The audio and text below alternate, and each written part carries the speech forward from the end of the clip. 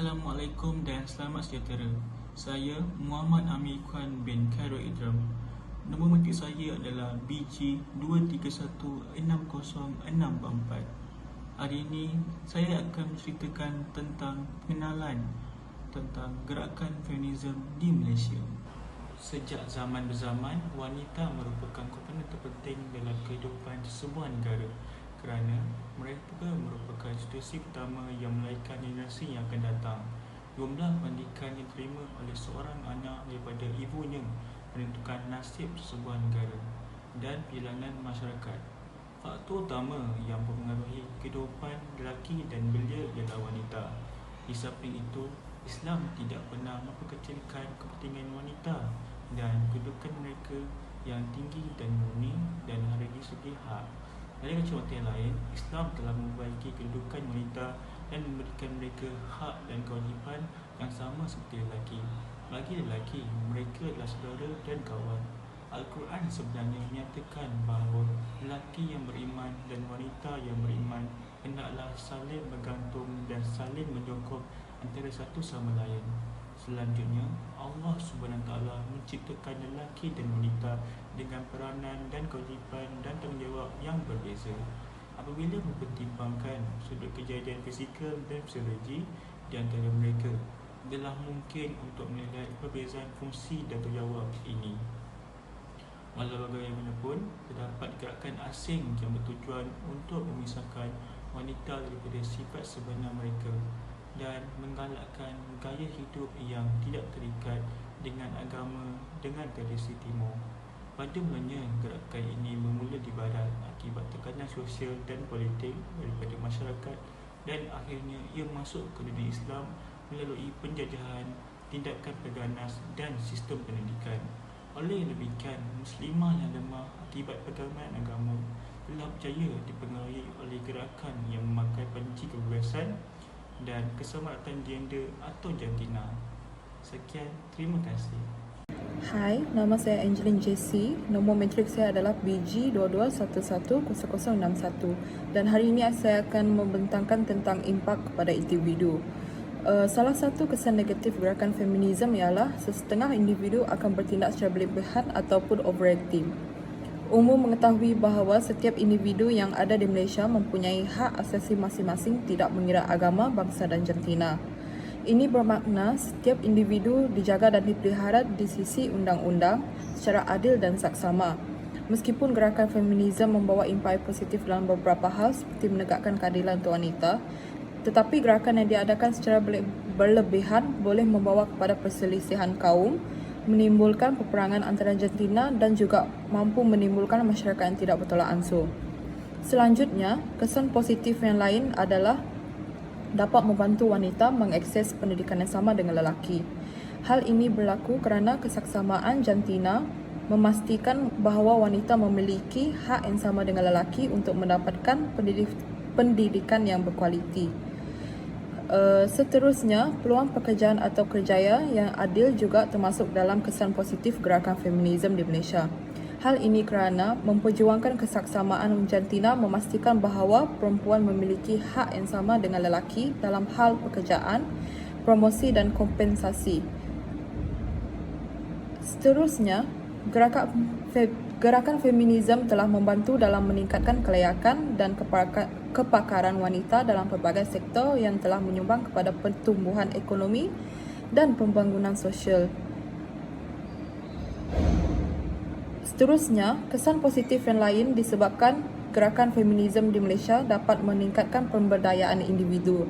Hal ini disebabkan oleh pemberdayaan individu dapat mendorong pemberdayaan individu perempuan, memberikan mereka kepercayaan diri untuk mengambil peran aktif dalam kehidupan mereka, termasuk hal pekerjaan, pendidikan dan hubungan personal. Yang terakhir, representasi positif di media dan budaya juga termasuk dalam kesan positif gerakan feminisme di Malaysia. Hal ini demikian kerana gerakan feminisme juga telah mempengaruhi perwakilan wanita dalam media dan budaya popular. Hal ini berlaku disebabkan kemunculan kempen yang menyokong perwakilan wanita yang lebih positif dan realistik boleh membantu memecahkan stereotip dan norma yang menghadkan.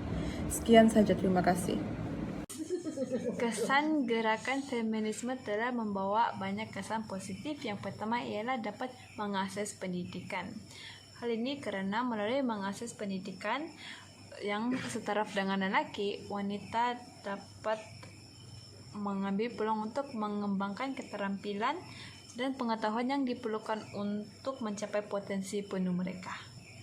Seterusnya ialah kesan kedua ialah peluang untuk mendapat pekerjaan atau kerja yang adil. Ini memastikan bahawa perempuan memiliki hak yang sama dengan lelaki dan tidak menerima diskriminasi daripada majikan.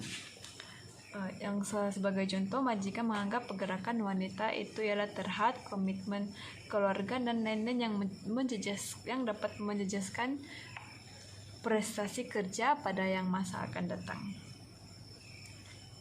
Yang ketiga ialah meningkatkan pemberdayaan individu.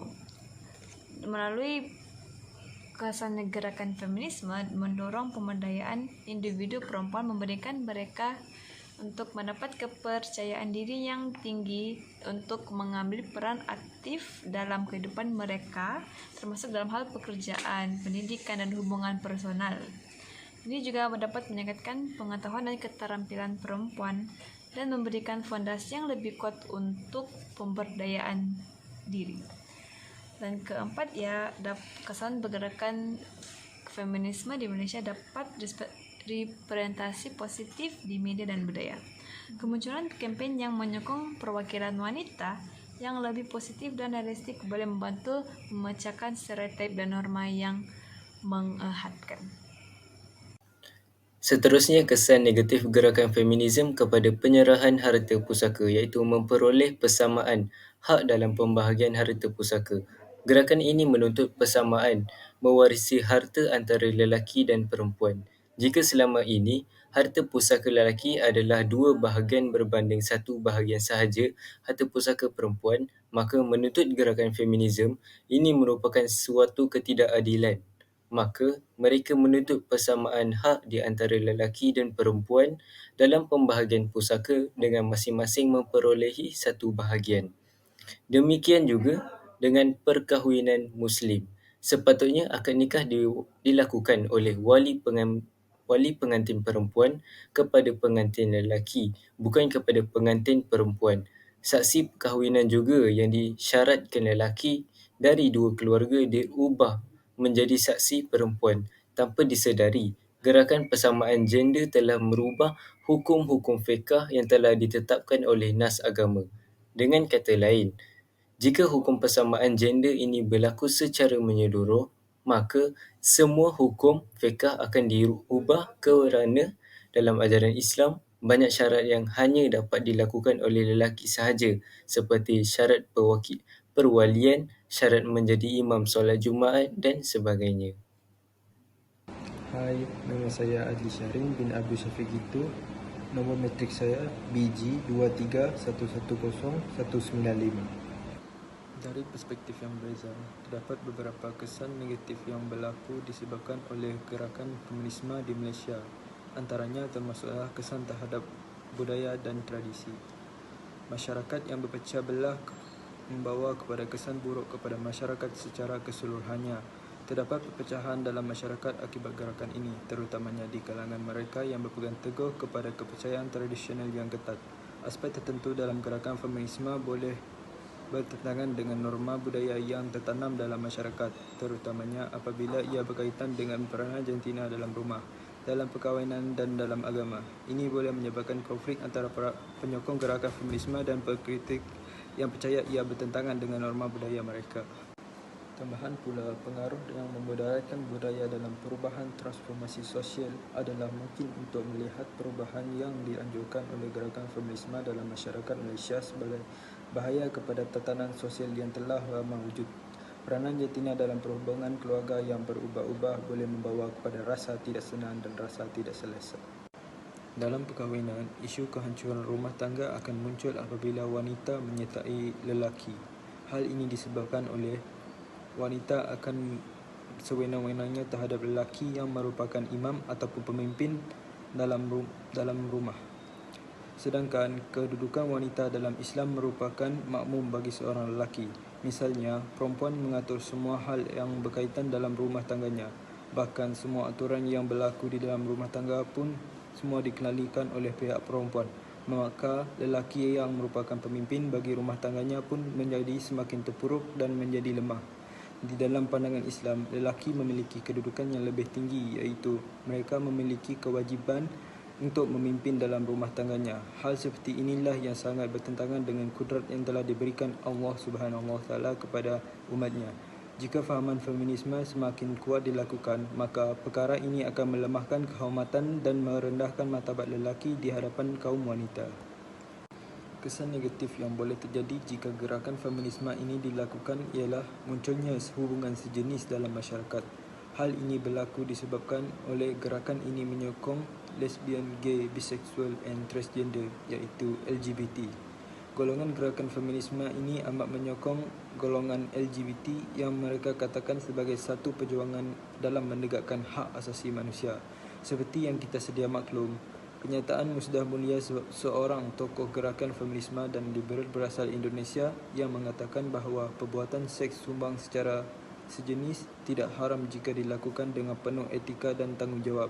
Dengan alasan beliau yang mengatakan bahawa tidak ada larangan secara terperinci dalam ayat Al-Quran terhadap golongan homoseksual dan lesbian. Tambahan lagi, Musdah Mulia juga menyokong perkahwinan sejenis oleh kerana beliau beranggapan Tuhan memandang manusia hanya dari segi ketaatan dan tidak membezakan antara jantina serta orang yang dianggap sama tanpa mengira bangsa, wang, kedudukan sosial atau orientasi seksual mereka. Prinsip ini amat bertentangan dengan mana-mana agama. Namun perkara ini akan timbul kerana kebanyakan ahli gerakan ini adalah wanita sahaja. Bukan itu sahaja, gerakan feminisme ini juga akan timbul kebencian terhadap kaum lelaki.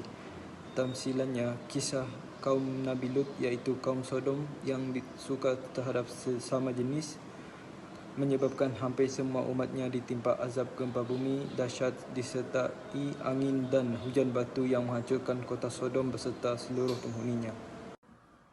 Hai, nama saya Akila binti Matlin, nomor matriks BG 22110211. Salah satu kesan negatif gerakan ini adalah wujud kesalahpahaman terhadap kitab Al-Quran. Hal ini terjadi ekoran golongan feminisme Muslim yang dipengaruhi oleh perspektif Barat yang merosakkan humanisme. Mereka menganggap Al-Quran sebagai wahyu yang jumud dan tertutup serta tidak sesuai dengan perkembangan zaman. Ideologi tersebut secara tidak langsung mempengaruhi penilaian mereka terhadap sejarah dan sosiologi masyarakat Muslim di Malaysia dengan mendakwa kaum wanita tertindas di bawah undang-undang Islam, sedangkan hal berkenaan tidak berlaku. Mereka mendakwa tafsiran Al-Quran mempunyai unsur-unsur bias gender dan merendahkan martabat wanita. Sebagai contoh, mereka menuntut perubahan hukum syariat yang berkaitan dengan perkahwinan dan penceraian seperti kuasa melafazkan talak sewajarnya tidak terhad ke atas pihak lelaki sahaja dan boleh dilakukan oleh pihak perempuan. Contoh lain pula, golongan ini menuntut untuk mengharamkan poligami sedangkan ianya dibenarkan di dalam Islam dengan syarat pihak lelaki mampu untuk berlaku adil. Perubahan yang dicadangkan oleh gerakan feminisme mungkin dianggap mencabar dan menyalahi nilai-nilai yang tertulis dalam Al-Quran. Kesan ini akan mewujudkan generasi akan datang mengalami kecelaruan dan keraguan tentang asas agama dari sudut pentafsiran Al-Quran yang diwujudkan oleh golongan feminisme. Hai, nama saya Nur Alia Aisyah dengan matrik number BG 23160595. Antara kesan lain gerakan feminisme di Malaysia adalah impak terhadap pemikiran ekonomi. Ianya dapat membantu membuka setengah minda masyarakat untuk lebih bersikap terbuka dalam penerimaan golongan wanita di dalam sektor pekerjaan yang didominasi oleh lelaki. Kebanyakan wanita pada hari ini juga telah berjaya mendapatkan pekerjaan di syarikat-syarikat tertinggi justru dapat menaiki tangga karier dengan prestasi kerja individu yang cemerlang di persekitaran kerja yang majoritinya adalah lelaki. Selain daripada itu, wanita hari ini lebih berdikari dan berani membuat keputusan sendiri. Hal ini kerana kebanyakan individu berautoriti tinggi berjaya dijawat oleh golongan wanita sendiri. Bahkan kebanyakan wanita pada hari ini telah berjaya mewujudkan syarikat dan produk tersendiri mengikut gaya kepimpinan mereka masing-masing. Di samping itu, gerakan feminisme ini juga dapat membantu meningkatkan tahap sosial wanita. Hal ini demikian kerana wanita berpendidikan tinggi yang berkualiti pada hari ini memahami hak dan tanggungjawab masing-masing. Oleh itu, kaum wanita dapat menikmati hak sosial mereka dan mengubah diri serta subjektif mereka. Oleh itu, gerakan feminisme di Malaysia telah memberi banyak kesan positif kepada negara Malaysia melalui pelbagai aspek seperti yang telah disebutkan, di mana memberi kelebihan kepada wanita pada hari ini. Itu sahaja daripada saya. Sekian dan terima kasih. Hai, nama saya Elina Sashila Ninja, matriks nombor BG231010478. Jadi antara kesan gerakan feminisme di Malaysia ialah penghapusan stereotip negatif terhadap wanita. Jika ditilik daripada persepsi tersebut, stereotip ini muncul di mana terdapat jurang di antara sistem sosial yang membezakan antara dua gender, di mana hak dan peluang yang lebih besar diberikan kepada pihak lelaki. Akan tetapi, dengan adanya gerakan feminisme ini, ia dapat mengatasi pandangan sempit dan tidak relevan terhadap peranan wanita pada masa kini, sekaligus menghapuskan sosialisasi antara kaum wanita dan kaum lelaki. Di samping itu, gerakan feminisme yang seterusnya ialah individu akan bertindak secara berlebihan ataupun overreacting. Rasionalnya, jika gerakan feminisme ini bertindak melulu ataupun overreacting, ia boleh membawa kepada perselisihan kaum kerana akan munculnya ketidakadilan antara masyarakat. Tambahan pula, jika gerakan feminisme ini diadakan secara berlebihan, ia akan mampu membawa kepada impak negatif terhadap kanak-kanak atau remaja pada masa kini. Ini kerana remaja dan kanak-kanak pada masa kini mudah terpengaruh dengan keganasan dan mudah meniru kegiatan orang dewasa. Assalamualaikum dan selamat sejahtera. Nama saya Alisha binti Muhammad, BG22160619. Saya akan menerangkan tentang impak sastera feminis kepada masyarakat. Gerakan feminisme juga disebarkan melalui sastera, iaitu sastera feminis atau kesusasteraan wanita. Sastera ini boleh muncul dalam pelbagai genre seperti fiksyen, bukan fiksyen, drama dan puisi. Sastera feminis memberi peluang kepada penulis-penulis feminis untuk membincangkan isu-isu tentang ketidakadilan terhadap wanita yang telah dihadapi sejak bertahun-tahun lalu. Melalui karya-karya feminis, ia dapat meningkatkan kesedaran tentang layanan yang tidak adil yang dialami oleh para wanita dalam masyarakat kepada para pembaca. Fiksyen adalah salah satu genre popular dalam kalangan generasi muda. Jadi, fiksyen feminis boleh mendidik dan mendedahkan ideologi feminis kepada generasi-generasi muda. Selain itu, sastera feminis memberi galakan kepada wanita untuk mengaitkan pengalaman mereka dengan karya-karya tertentu serta menyokong serta mengakui wanita yang menghadapi dilema yang sama dalam cerita-cerita tersebut. Penulis feminis juga dapat berekspresi pendapat dan ideologi serta mencabar penulis-penulisan yang bersandar kepada misogini.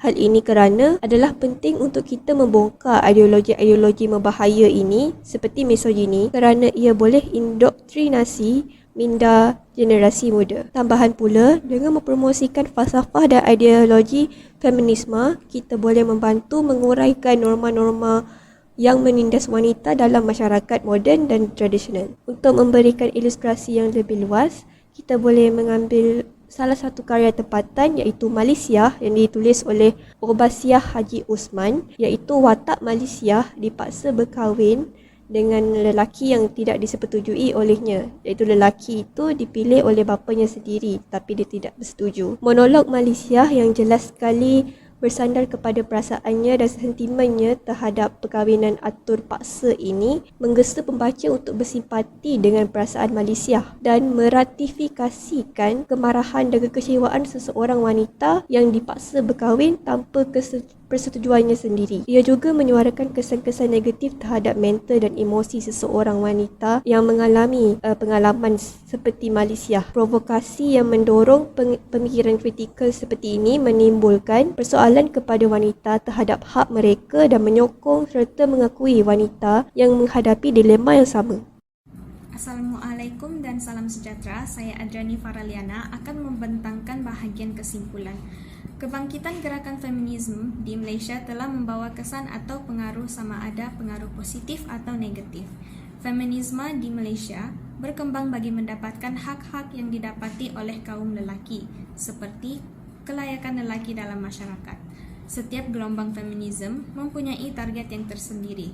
Tujuan awal feminisme adalah untuk memastikan wanita diterima sebagai makhluk yang berasional dan menuntut hak-hak wanita secara legal.